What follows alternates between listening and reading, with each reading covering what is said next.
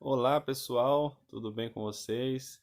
Estamos aqui para mais uma videoaula e hoje a gente vai ter um assunto novo, um tema novo para estar discutindo, que é o manejo de feridas, tá? Então eu queria falar com vocês sobre o manejo de diversas feridas, né? Machucados, lesões que acontecem na nossa rotina clínica. Então, quais são essas lesões? Quais são essas feridas, né? Então, existem vários tipos. Umas mais comuns, outras nem tanto, tá? E é importante para quem está começando agora na profissão, né? Tanto como veterinário quanto auxiliar veterinário, né? Enfermeiro, é, que que sirva de experiência, né? Algumas que às vezes não são tão comuns, às vezes é difícil de acontecer, né? E serve para lá na frente, se tiver um outro caso, a gente saber agir, saber interagir com a situação, tá bom? Então vamos lá. Quais são? Então a gente pode estar listando algumas, tá? Então existem vários tipos de feridas, de traumas, tá? Então, como que a gente deve fazer os primeiros socorros, né? Então, tem um atendimento mais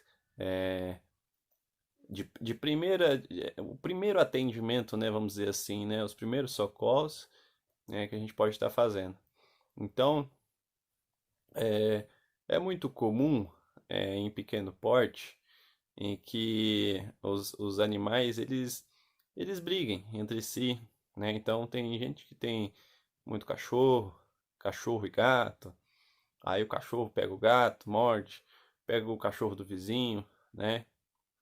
E acaba tendo lesões de mordedura, né? Então como que a gente deve fazer esses primeiros socorros, né? Então a gente tudo vai depender do tempo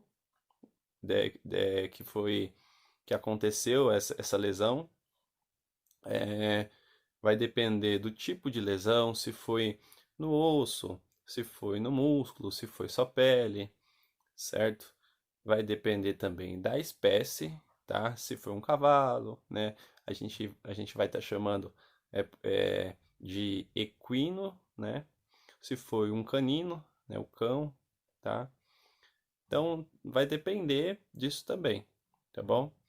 E do tamanho dessa lesão, né? Da gravidade e outras coisas mais. Se tem hemorragia, se não tem hemorragia, se, por exemplo, foi uma fratura, é uma fratura aberta, uma fratura fechada, se tem essa exposição óssea, tá? Então, tudo isso a gente vai estar avaliando, tá bom? E como que a gente vai estar agindo, né? Em algumas aulas passadas eu tinha feito uma atividade, não sei se os alunos vão lembrar, né? Mas quem não lembra pode estar procurando no caderno. Eu acabei ditando vários materiais que a gente usa na rotina clínica. Então, quais são esses materiais? É, então, material para fazer curativo, né? Ensinei a fazer curativo, então, gaze, algodão, esparadrapo, luvas. Então, tudo isso está listado no caderno, tá? Então é importante pegar lá, voltar e dar uma lida para a gente retomar quais são os materiais que a gente vai estar usando para poder fazer os curativos. Além disso, existem também alguns materiais que são aliados para a gente poder fazer a desinfecção, né, os desinfetantes, né? A gente vai estar limpando a ferida, tá? Então sempre a gente vê na televisão o pessoal falando, como fazer uma limpeza da ferida. Aí o pessoal fala, lave com água e sabão, né? Então água e sabão, ela é um, o primeiro recurso, um recurso fácil que todo mundo tem em casa, aí pode estar usando, né? Então, para poder fazer a limpeza, certo? Porém, nem toda ferida a gente vai estar conseguindo lavar assim com água e sabão.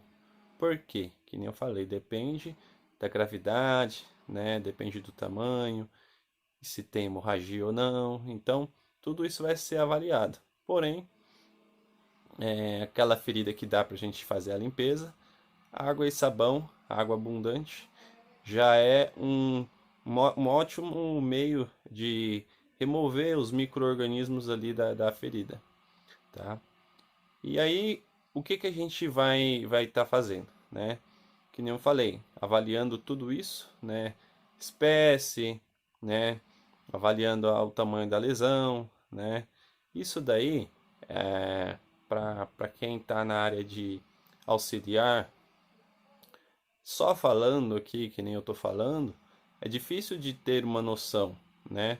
Então, o ideal seria começar a participar de maneira prática na rotina. Então, isso é uma coisa que vai levar um certo tempo. Então, a gente fala uma fratura aberta, né? Então, quem nunca viu uma fratura aberta e um dia for ver, vai ter a sua experiência, vai ficar mais fácil de entender, certo? Então, vamos lá. Então, a gente deve andar com um kitzinho de primeiros socorros, né? E tem algumas coisas que elas podem até.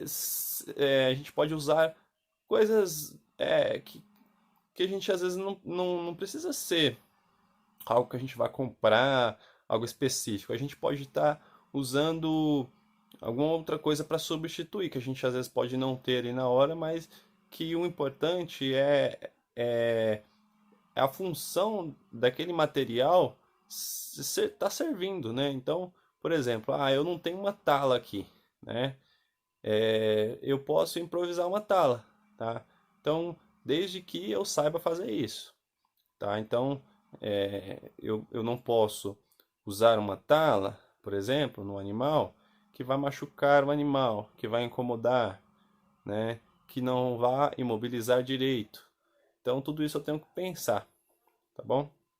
Então, vamos lá. Voltando ao assunto lá do, do, dos animais de pequeno porte, que acabam brigando, se cortando, se ferindo, né? Aquele animal que às vezes fica preso, o dono sai, ele escapa, pula a grade, se fura, se corta.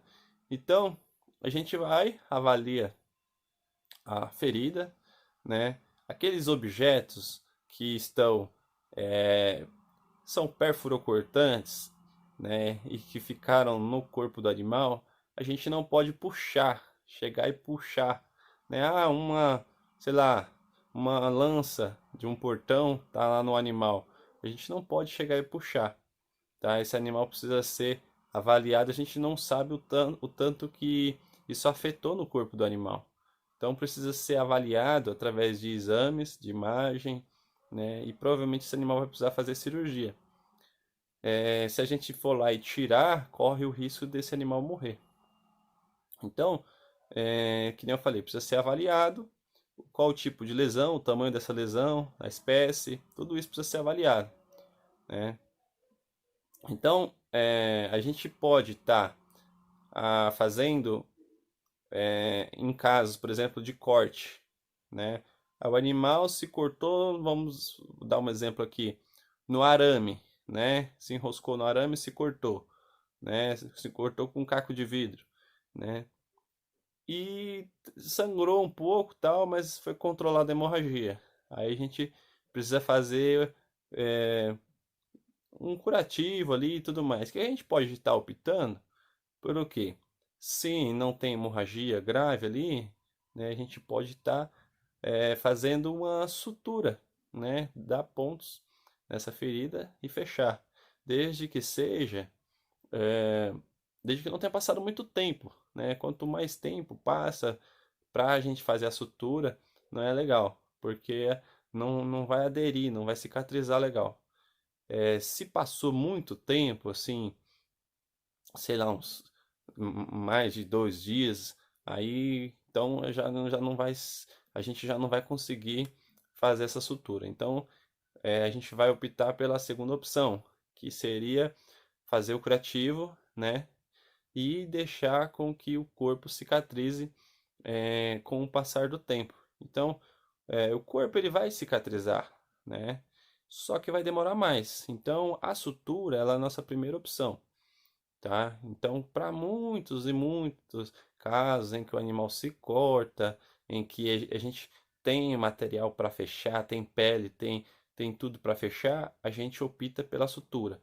E a gente chama isso de cicatrização de primeira intenção, né? Que é quando a gente faz a sutura e já cicatriza, já se adere tudo de novo. Então, todas as camadas, né, que a gente comentou em aula, de pele, de musculatura, né? Então, onde foi essa lesão, a gente vai estar suturando, né? E tudo vai se aderir conforme era antes e de maneira mais rápida, né? Então é a nossa primeira opção, tá? Já quando isso não é possível, então, por exemplo, o cachorro mordeu o outro e arrancou um pedaço, né? E eu não tenho pele para fechar, eu não tenho musculatura, né? Tirou um bom pedaço. Eu não vou conseguir fechar através de sutura. Às vezes até consigo, mas vamos supor que não consiga. Aí eu vou fazer o quê, né? Se tiver hemorragia a gente controla, né? Se tiver sujeira ali na ferida, a gente vai estar limpando, desinfetando, né? E vai estar fazendo o curativo, né? E o corpo vai voltar a cicatrizar, só que vai demorar mais. E a gente chama isso de cicatrização de segunda intenção. Por que segunda intenção? Que a gente realmente tem a segunda intenção, né? A gente não é a nossa primeira intenção, certo? Então, a cicatrização de primeira intenção, ela é a ideal, né? Quando a gente não consegue, a gente tem o plano B, certo? Então, em muitos e muitos casos acontece isso, tá? E tem gente que às vezes não gosta que a gente dê pontos, faça uma sutura, mas é um indicado, tá bom? Por que não gosta? Porque é um tratamento emergencial, às vezes a pessoa acha que não precisa, mas é a primeira opção, é a melhor opção, tá bom?